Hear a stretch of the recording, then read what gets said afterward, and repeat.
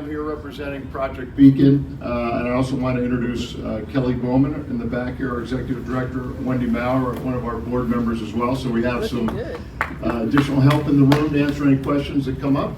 And I just want to piggyback a little bit on the comments from this morning, the why. We are a new member from last year, so we're one of the statistics of 120 something new members last year. And the why for us is to really connect with everybody in the room here. We're a nonprofit really geared around providing residential, vocational, social, and educational opportunities for those on the autism spectrum. That's our focus. We're open to other IDD type individuals, but autism's kind of the core focus. And when you look at the stats, like 1 in every 36 kids now is somewhere on the spectrum. So it's probably not unusual that you'll know somebody in your family or neighbors or in the neighborhood that is on the spectrum. So we're here to provide that kind of support. And that's what we're here to connect with. There's a lot of opportunity in the community for us to know individuals that are on the spectrum and maybe get some support from the community here. I know there's normally somebody from the Montgomery ISD here for the special needs folks, maybe some ABA therapist type people. So there's a lot of connectivity in the business community when you look to see all the points of contact with folks that might be on the spectrum. Again, especially given the stats. So I've got a presentation here. I'm gonna go through. The key is at the end. We've got a website if you're interested in supporting. You'll see what the data is, but we're interested in getting more volunteers, more support, and really spreading the word, which is what the idea of today is. So, what's our vision? Safe homes and vibrant futures. If you have a kid on the spectrum, and I do, my son Tommy's 22. He is severely autistic, nonverbal. One of the things you're worried about is what's going to happen when you're not here. And you could do a lot of stuff around setting up a special needs trust and all the paperwork and the financials, but at the end of the day, it's really who's going to take care of them when you're not here anymore. And so that's kind of the core of our vision, is a safe home and a vibrant future so they can achieve the maximum independent lifestyle possible. So where we want to be is developing a community where they can have those educational, vocational, social, and residential opportunities. You see a lot where a lot of the kids or young adults or adults are living at home. I mean, my son's going to age out of the Humble ISD here in May, and he's going to be with me. And I love him, but I'm not the professional or going to be able to provide all these suites of services. And these guys could continue to learn. It just takes more time. So you got to have the runway across the 20s and 30s to continue to build those independent living skills. And that's hard to do one-on-one in the house. So you got to be in a community that provides a lot of these opportunities. And that's what we're trying to build. Our board here, we've got a good board. A lot of one of the things we did when we started was try to benchmark ourselves with other nonprofits that are doing a similar thing as we are, trying to develop a residential community for autistic individuals. And so one of the things you learn is you want a board that is a good mix of parents that have the passion and the drive to deliver on the vision, but also you need some maybe a little bit more objective business professionals that can kind of keep you on the straight and narrow. There's a high percentage of nonprofits that fail. Whether it's because they don't have great fiscal discipline or they don't have, the skills necessary in a variety of areas. So we got some guys that are accountants and lawyers and architects and things like that help us really, drive toward the vision. And they have that particular skill set. So you have the professional skill set balanced with the passion of the parents. So we think our board is one of our strengths. And I've touched on this a little bit, but some of the problems here, after public school, after school period, there's not much out there.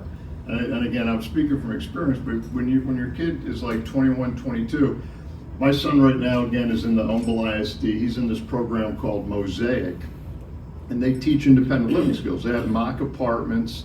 He's learning how to do his laundry. They're going out in the community every day. Things, candidly, I think they should have been doing since like 7th or 8th grade. But regardless, he's in a program now, and it's amazing to see what the progress he's making. So then as a parent, you're like, okay, what's next? I want to keep him learning on how to do this stuff. And once you get to the end of that line, there's not a lot of services out there. And the ones that are out there maybe are fragmented a little bit. There's a long line to get in, and they're not the cheapest. So you really struggle once you get to the end of that road, and you're looking for pockets of solutions. And one of the things we're trying to do at Beacon, again, is paint that complete picture. So residential, social, vocational for the guys that can work, and educational on these independent living skills that can continue through 20s and 30s and make them as productive and positive part of the community as possible. So you have not a lot after school. Talked about, you know, what's going to happen when you're not here. One of the things about Texas, and I love Texas, I've been here since, you know, you may know from my accent that I'm not a native Texan, but I've been here since 2003. A lot of great things about Texas, but it's 49th out of 50 when it comes to funding special needs stuff.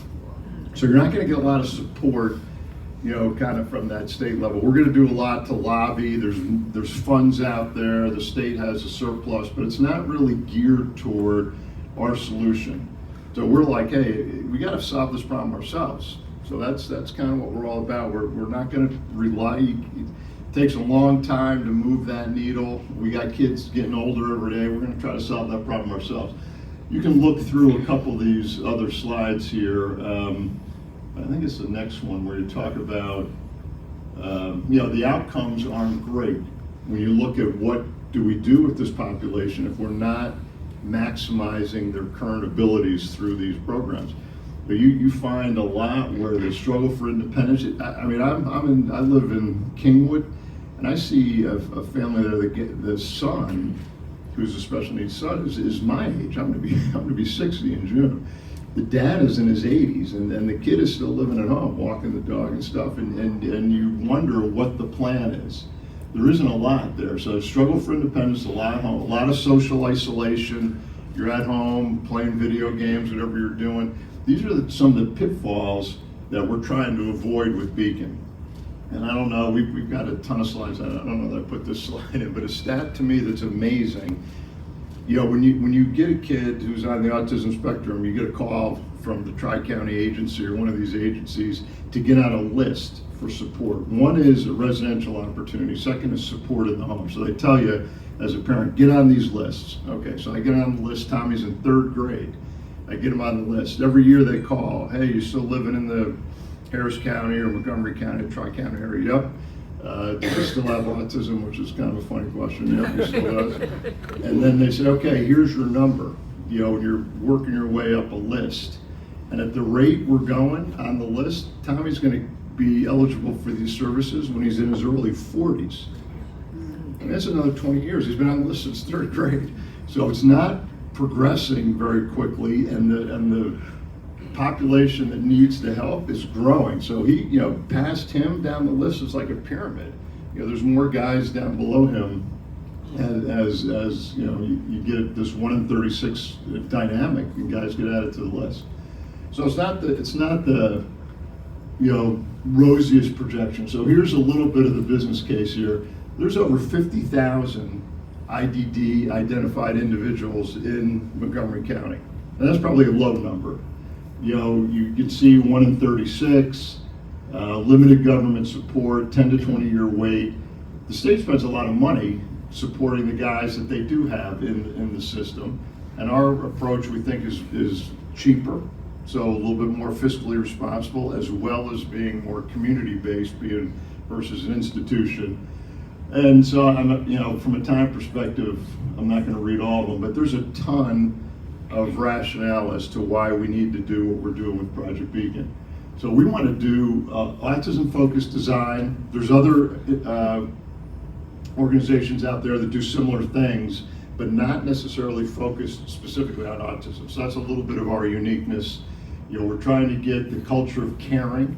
You know, you want to have the science-based ABA, but really take care of these kids with empathy, innovative programs, comprehensive support, connection to the community, which is why we're here. You know, and historically, these, you know, communities could have been way out in the middle of nowhere. We don't want to do that. We want to integrate in the community, grab some of that support, and integrate into the broader group.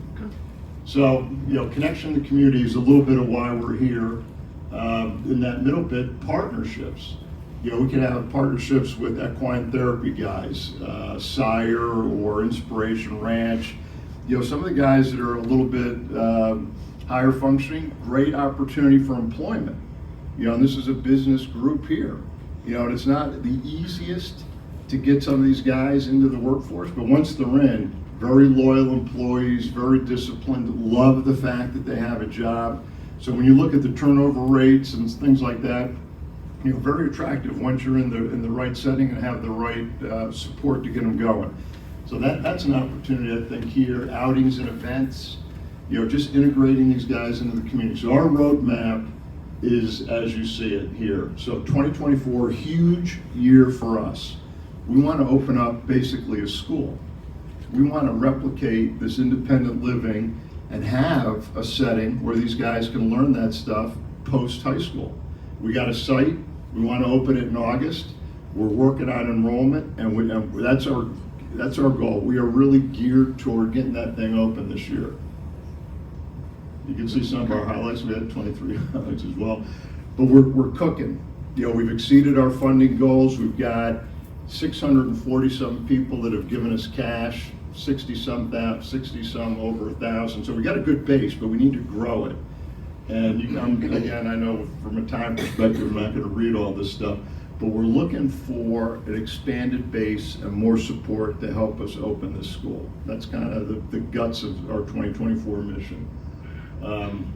We have a site, it's over in the Woodlands right now. It's right next to a church. It's a former school that's been closed, so it's all set up, ready to go, classrooms and everything, right in an area that we know that needs a lot. It's in Montgomery County. So that's basically the pitch. There's a location. You can see the floor plan, and that's what we're all about, trying to get that open this year. You could see, the need is growing. It's grown like crazy. And so we think from a market need, we get enough cash together to open the doors. We're looking to ideally support 45 kids or more. We think that there's a huge need, and that wouldn't be a problem. We just got to get over the hump and get it open. So, how can you help? Obviously it's financial support, but really spread the word. I got to believe in the room here, people know, families, or maybe you have yourselves folks that are on the spectrum. We're glad to do any of these info sessions and really get into the weeds about what we're all about for folks that are interested, so glad to keep doing that. We've got a golf lunch and gala. Feel free to join us, help us out with that, and volunteer. A lot of these events take horsepower, so if you're interested, come volunteer for us. And that's basically it. I think I went over a little bit on time, but I appreciate it. Thank you very much, and glad to answer any questions after the event. Thank you.